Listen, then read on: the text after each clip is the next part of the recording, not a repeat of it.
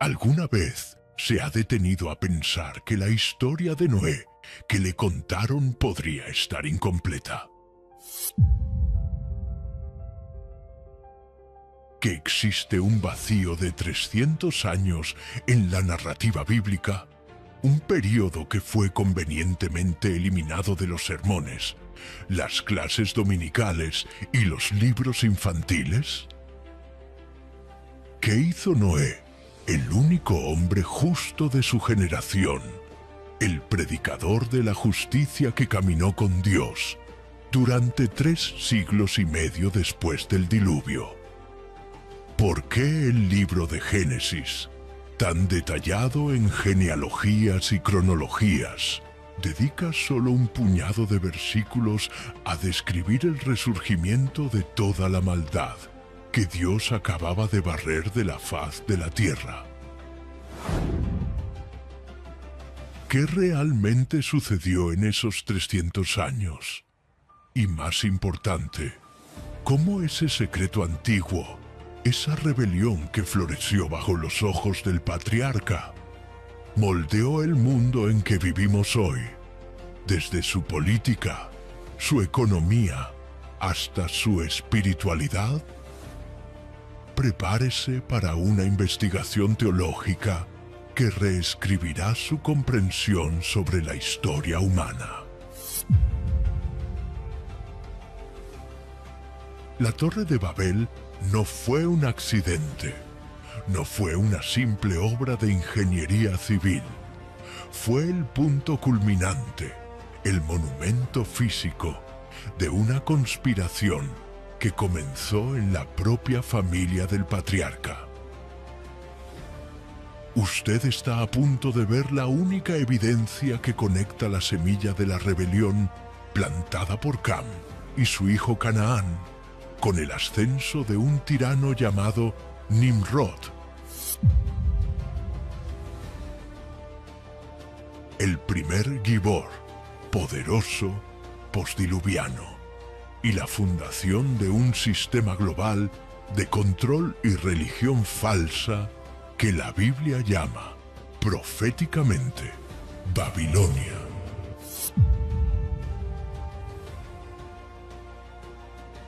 Este sistema no es pasado, es el presente. Si pensaba que el diluvio puso fin a la lucha cósmica entre la simiente de la mujer y la simiente de la serpiente, estaba profundamente equivocado. Solo la reinició, dándole un nuevo campo de batalla. Y la respuesta a nuestra pregunta inicial: ¿qué vio Noé en esos 300 años eliminados? Es la llave maestra para decodificar la historia, la profecía y el futuro de la humanidad. Es hora de desenterrar la verdad. La versión que la mayoría conoce, la que se acepta sin cuestionamientos, es simple y lineal. Noé sale del arca, la humanidad recomienza. Noé planta una viña, se embriaga, maldice a Canaán y el mundo se expande. Luego, la historia salta cientos de años hasta Abraham. Esta es la versión de fachada, la narrativa simplificada que ignora la complejidad, el dolor y la tragedia del postdiluvio. Es una versión que convenientemente omite la rapidez con que el mal regresó. Nuestra tesis de decodificación es radical y perturbadora. Los 350 años de vida de Noé después del diluvio fueron un testigo vivo y agonizante del fracaso de la humanidad en aprender del juicio divino. Noé no fue un espectador pasivo, un anciano retirado en su viña. Fue el último guardián de una era, el enlace entre dos mundos, forzado a presenciar la repetición exacta de los pecados que llevaron a la destrucción del mundo anterior. vio la semilla de la rebelión brotar nuevamente, más rápido, más organizada y más audaz que antes. El primer indicio, la primera grieta en la versión de fachada, está en la escena de la embriaguez de Noé. ¿Por qué la maldición recae sobre Canaán, el hijo de Cam, y no sobre el propio Cam, quien fue el que vio la desnudez del padre?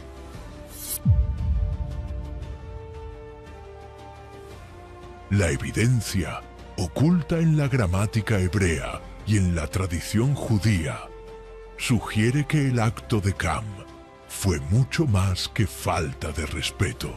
La palabra hebrea para ver, desnudez, puede, en algunos contextos, implicar exposición, burla o incluso un acto de violencia o perversión que intentó deshonrar al patriarca y, por extensión, descalificar la línea mesiánica que pasaba por Sem.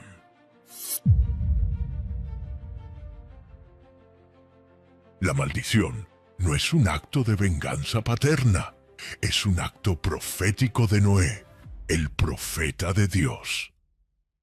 No está maldiciendo a Canaán por un error infantil, sino identificando la línea que, a partir de ese momento, se convertiría en el nuevo centro de la rebelión contra el pacto de Dios. Es un presagio de lo que los cananeos llegarían a ser.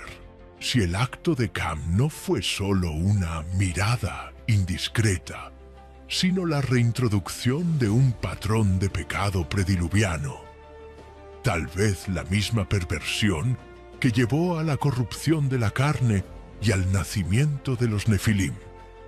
Entonces la propia fundación de la nueva humanidad estaba comprometida desde el primer día. Esto plantea una cuestión aterradora. ¿Falló el diluvio? ¿Necesitaría Dios intervenir nuevamente, pero esta vez de una forma diferente? La respuesta está en la genealogía que todos ignoran, en los nombres y las fechas que la Biblia registra con precisión quirúrgica. ¿Pero qué realmente sucedió? La respuesta está en el ascenso de un hombre que se declaró Dios sobre la tierra y que se convirtió en el arquitecto de Babilonia. Lo primero que necesitamos desmitificar es la idea de que Noé se retiró a una vida tranquila.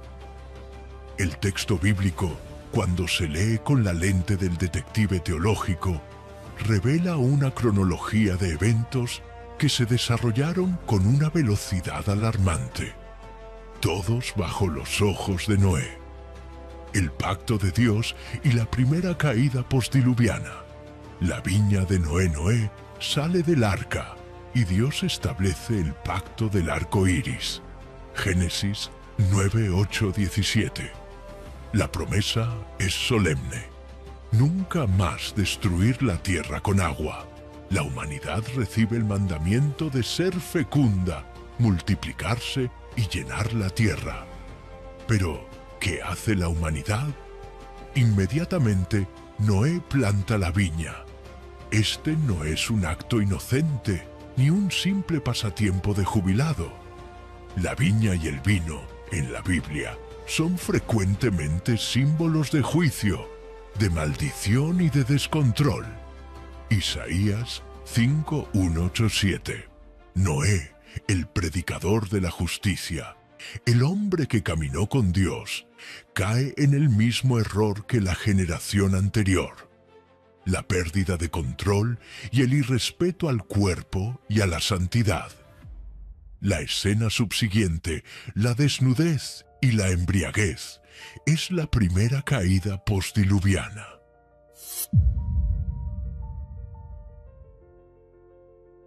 Es la prueba de que el agua no purificó el corazón humano. Y es en ese momento de vulnerabilidad que la semilla de la rebelión, representada en Cam, encuentra su punto de entrada, la línea maldita, la continuidad del espíritu prediluviano. Cam, el hijo que ve la desnudez, representa la continuidad de la mentalidad prediluviana. No teme a Dios ni a la autoridad paterna. Su acto es de escarnio, de irrespeto, de una inversión de valores que honra el pecado y deshonra la santidad. Su hijo, Canaán, es el heredero de esa rebelión. La maldición de Canaán no es sobre raza, como la historia distorsionó. Es sobre destino espiritual. Noé, en su acto profético, está declarando que la línea de Canaán se convertirá en el centro de la idolatría, de los sacrificios de niños y de la inmoralidad, la antítesis de la tierra prometida. Noé, en sus 300 años, vio esa línea establecerse y prosperar en la impiedad. Vio la semilla de la serpiente reagruparse, la cronología oculta. Noé, testigo de Babel. La clave para los 300 años eliminados está en Génesis 10 y 11 y en la correcta interpretación de la tabla de las naciones. El diluvio ocurrió cuando Noé tenía 600 años. Vivió hasta 950. La tabla de las naciones, Génesis 10, lista las 70 naciones que se expandieron, y el evento de la Torre de Babel, Génesis 11, es el catalizador de esa dispersión. La dispersión ocurrió en el tiempo de Peleg, Génesis 10:25, cuyo nombre significa división. La cronología bíblica nos permite calcular la fecha aproximada del nacimiento de Peleg. Arfaxad nació 2 años después del diluvio. Sala nació 30 años después. Eber nació 30 años después. Peleg nació 34 años después de Eber. Cálculo: 2 plus 30 plus 30 plus 34. 96 años después del diluvio. Esto significa que la Torre de Babel fue construida y la confusión de lenguas ocurrió aproximadamente un siglo después del diluvio, cuando Noé tenía cerca de 700 años. Vivió 250 años más después del evento. El testimonio agonizante. El último guardián. Imagine la escena. Noé, el hombre que vio el mundo ser destruido por la rebelión, ahora con 700 años, presencia a su propia familia, sus nietos y bisnietos, unirse en un proyecto de rebelión que desafía al propio Dios. El recuerdo del juicio aún era fresco. El arca, tal vez, aún estaba cerca, pero la audacia humana, liderada por un hombre carismático y poderoso, superó el miedo. Noé no estaba en un paraíso postdiluviano. Estaba en un campo de batalla espiritual. Vio la tecnología, los ladrillos cocidos y el betún, símbolos de autosuficiencia, y la unidad humana ser usadas no para glorificar a Dios, sino para construir un monumento a la propia gloria humana. Hagámonos un nombre. La rebelión estaba de vuelta, y Noé era el testigo silencioso y agonizante. Pero la semilla de la rebelión no era solo espiritual. Tenía un líder, un arquitecto, un rey. Era el bisnieto de Noé, y la Biblia lo describe con una sola frase que oculta un secreto terrible. No era solo un cazador, era un cazador de almas. Y la tecnología de Babel no era para el bien. Tenía un propósito mucho más oscuro, que será revelado en el próximo bloque. El nacimiento del primer imperio global y el arquitecto de Babilonia. Un hombre cuyo nombre se convirtió en sinónimo de tiranía. Génesis 10:8-9 presenta a Nimrod como el primer poderoso en la tierra, en hebreo, Gibor. Esta no es una palabra neutral. La palabra Gibor es la misma usada en Génesis 6:4 para describir a los Nefilim, los gigantes o héroes caídos de la era prediluviana, que eran el resultado de la corrupción de la carne. La implicación es clara. Nimrod no era solo un hombre fuerte, era un hombre de poder tiránico que usaba su fuerza para oprimir y dominar. Fue el primero en autoproclamarse rey después del diluvio, estableciendo un reino que desafiaba la soberanía de Dios. La frase «poderoso cazador delante del Señor», Shibor Sayid Lifnei Yahweh, es la clave. No era un elogio. La preposición Lifni puede significar delante de, pero también contra o en oposición a. Nimrod era un cazador poderoso en oposición al Señor. Cazador de almas, no de animales. El proyecto de dominio.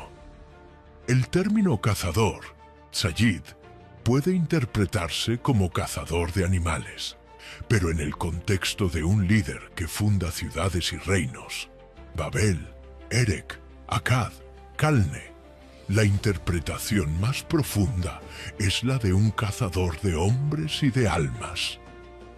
Nimrod cazaba las almas de los hombres, sometiéndolos bajo su dominio, reuniéndolos en una sola civilización centralizada. Fue el primero en desafiar abiertamente el mandamiento de Dios de expandirse y llenar la tierra. Génesis 9:1. En cambio, los reunió en un solo lugar, en una sola ciudad, Babel. La caza de Nimrod era la caza a la libertad humana, a la dispersión ordenada por Dios. Quería la unidad, pero una unidad basada en la rebelión y en el poder humano, no en la obediencia divina. El proyecto Babel, la anticivilización. La Torre de Babel no era para escapar de un nuevo diluvio de agua, pues el arco iris era la garantía divina. Era para escapar de un diluvio de juicio divino. El objetivo era, hagámonos un nombre. Génesis 11:4. Esto es la antítesis de la fe de Noé, que buscaba la gloria de Dios. El proyecto era complejo y multifacético. Político, crear un gobierno centralizado, un imperio global bajo el mando de Nimrod, eliminando la necesidad de Dios. Religioso, construir un zigurat, torre-templo, para adoración astrológica y dioses paganos. Un sistema religioso que se oponía al culto a Yahvé. Babilonia se convertiría en la cuna de la idolatría. Tecnológico, usar ladrillos y betún. Génesis 11:3. Una tecnología avanzada para la época, que simbolizaba la autosuficiencia humana, en contraste con la piedra y el barro usados por Dios. Estaban diciendo, no necesitamos a Dios, podemos construir nuestra propia seguridad y nuestro propio cielo. Noé y Nimrod, el enfrentamiento silencioso y la caída de longevidad. La tragedia de los 300 años eliminados se intensifica en el enfrentamiento silencioso entre Noé y su bisnieto. Noé, el último enlace con el mundo prediluviano, el hombre que caminó con Dios, estaba vivo y presente cuando su bisnieto, Nimrod, levantó el estandarte de la rebelión. La tradición judía, Midrash, y otras fuentes extrabíblicas describen un enfrentamiento directo entre Noé y Nimrod, donde Noé se opuso vehementemente al proyecto. Aunque la Biblia no registre el diálogo, el silencio de la narrativa es ensordecedor. Noé vio la repetición de la historia y la corrupción de su propia línea. La caída dramática en la longevidad postdiluviana, de 950 años a 430, en Abraham, es la prueba del rápido retorno de la maldad y de la necesidad de Dios de acortar la vida humana para limitar el potencial de pecado. Todo lo que hemos visto hasta ahora, la maldición profética de Canaán, el surgimiento del Gibor Nimrod, la fundación de Babel, apunta a una sola conclusión. La humanidad no estaba solo pecando, estaba construyendo una alternativa a Dios. Estaban creando una anticivilización, un modelo de sociedad basado en la centralización del poder, en la tecnología autosuficiente y en la adoración del hombre. Pero lo que Dios hizo a continuación cambió el planeta para siempre. La confusión de lenguas no fue solo un castigo, fue una cirugía divina para impedir que el mal se volviera irreversible, para salvar a la humanidad de sí misma. Pero la cirugía dejó cicatrices, y la mayor de ellas es el legado oculto de Nimrod, que sobrevivió a la dispersión y se infiltró en todas las culturas de la Tierra. Ese legado no es solo historia antigua, es el ADN de toda la rebelión moderna. Ese legado es la clave para la gran revelación. Dios descendió y confundió las lenguas. Balal en hebreo, que significa confundir. Este acto no fue un fracaso, sino un éxito preventivo. Impidió que la unidad rebelde de Nimrod se consolidara en un sistema de maldad global e irreversible. La dispersión forzada hizo que las 70 naciones llevaran consigo no solo sus nuevas lenguas, sino también el sistema religioso político de Babel. Babilonia, por lo tanto, no es un lugar, sino un modelo de civilización que se opone a Dios, la fusión de los linajes, el ADN de la rebelión. La historia de Noé y sus 300 años eliminados es la historia de la fusión de los linajes. La simiente de la mujer, la línea de Sem, de donde vendría Abraham y el Mesías, y la simiente de la serpiente, la línea de Cam, Canaán, Nimrod, se mezclaron nuevamente como había sucedido antes del diluvio. La rebelión no fue destruida, fue expandida. Lo crucial es entender que la línea de Sem, la línea de la promesa, no estaba inmune. Eber, el tatarabuelo de Peleg, y su hijo Peleg son el punto de inflexión. La familia de Sem, que debería ser la guardiana de la fe, estaba siendo corrompida, forzando a Dios a intervenir, y más tarde a llamar a Abraham para salir de Ur de los Caldeos, una ciudad que estaba bajo la influencia directa del sistema babilónico. El misterio de Peleg, la división de la tierra Peleg, el hombre en cuyo tiempo la tierra fue dividida, es un personaje crucial. Su vida, 239 años, y la de su padre, Eber, 464 años, muestran la caída dramática en la longevidad postdiluviana, una señal del juicio continuo de Dios sobre la humanidad. La división de la tierra puede referirse a la confusión de lenguas, pero muchos teólogos y geólogos bíblicos sugieren que puede ser una división geográfica, la división de los continentes, un evento cataclísmico que pudo ocurrir simultáneamente a la confusión. Si esto es cierto, la intervención de Dios en Babel fue de proporciones cósmicas, afectando no solo el lenguaje, sino la propia estructura del planeta. La Babilonia espiritual, el legado de Nimrod, En todas las culturas, el legado de Nimrod no murió en la llanura de Sinar. Fue exportado. Cada una de las 70 naciones llevó consigo los principios de Babel. Religión, la adoración de estrellas, astrología, la figura de la madre e hijo, el panteón de dioses. El culto babilónico se convirtió en el modelo para todas las mitologías paganas: Egipto, Grecia, Roma. Gobierno, el concepto de un rey sacerdote, un líder que detenta el poder político y religioso, exigiendo adoración. Babel no es un lugar, es un sistema espiritual. Es el espíritu de rebelión, de autosuficiencia y de oposición a Dios. Noé vio el nacimiento de ese espíritu y su rápida diseminación. El impacto en los 300 años. La crónica de vigilancia. Noé vivió 250 años más después de Babel.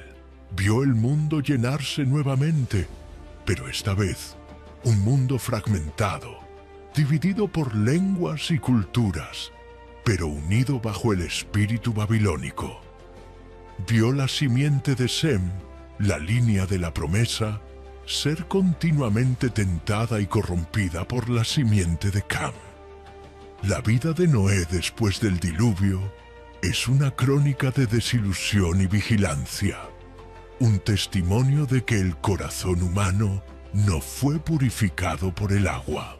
Vivió para ver la necesidad del llamado de Abraham, el hombre que tendría que salir de Babilonia para empezar de nuevo. Usted está a punto de ver la única evidencia que conecta esta historia antigua con su vida hoy. Babilonia no es solo una ruina en Irak, es una estructura de poder que se manifiesta en nuestros días. Lo que Nimrod comenzó, el mundo moderno está finalizando.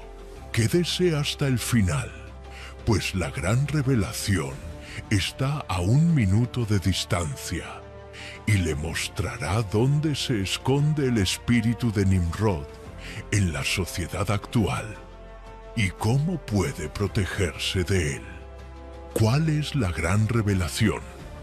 Es esta: el espíritu de Nimrod y el proyecto de Babel nunca fueron destruidos, solo fueron pospuestos y fragmentados, y ahora buscan la unificación final. El proyecto de Babel era la centralización total del poder, de la economía y de la religión bajo un único líder humano, en oposición a Dios.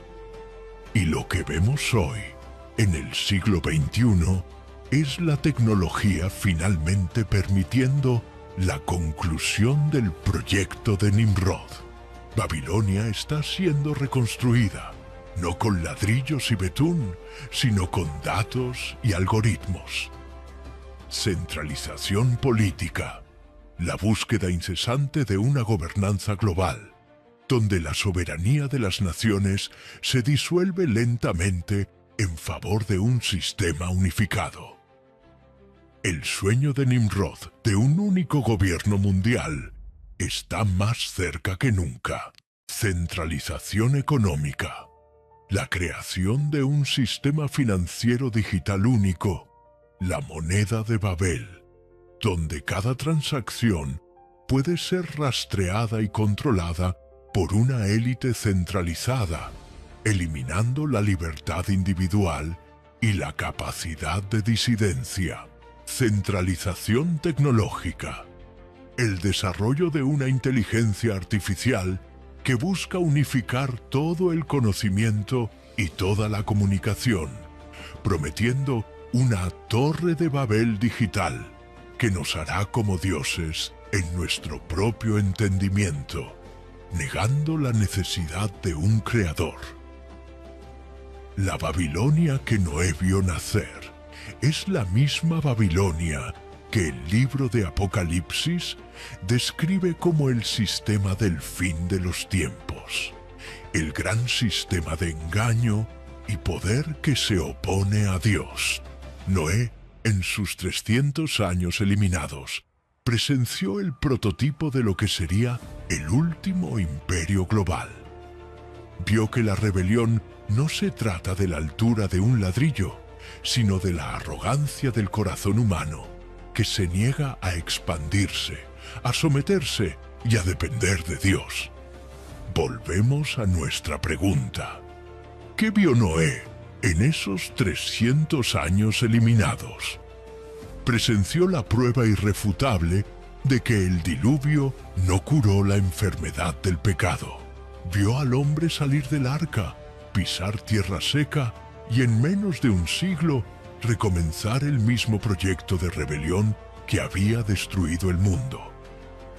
Noé vivió 350 años después del diluvio como un monumento ambulante al juicio de Dios y a la persistencia de la maldad humana. Su vida es un recordatorio solemne de que la verdadera lucha no es contra el agua, sino contra el espíritu de Babel que reside en cada uno de nosotros.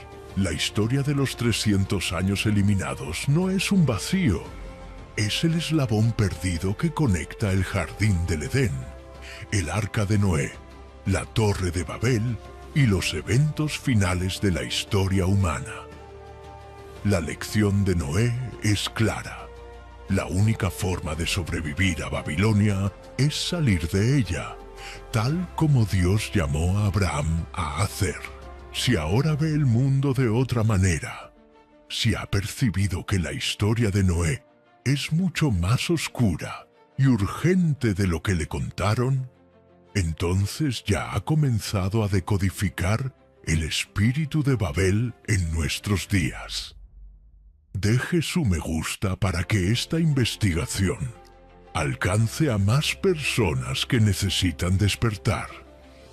Suscríbase al canal y active la campana para no perder el próximo capítulo de esta investigación teológica.